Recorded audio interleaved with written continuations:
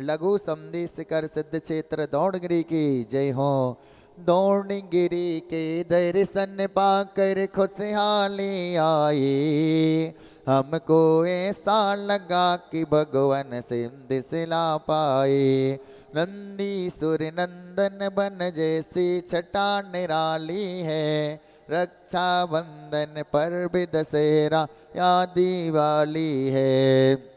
इस पर्वत से सिंधालय के खुले द्वारे हैं, गुरु दत्तादि महामुनि सुर मोक्ष पधारे हैं।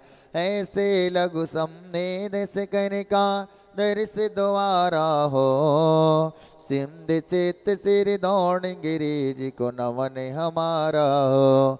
ओम ह्रीं श्री दौड़गिरी सिद्ध चित श्री गुरु दत्तादि 8.5 करोड़ मनंदाय चरण कमलेभ्या महामोक्ष मंगल प्राप्ताय अनर्गपत प्राप्ताय अर्घम महार्घम नर्वपामति स्वाहा स्वाहा स्वाहा।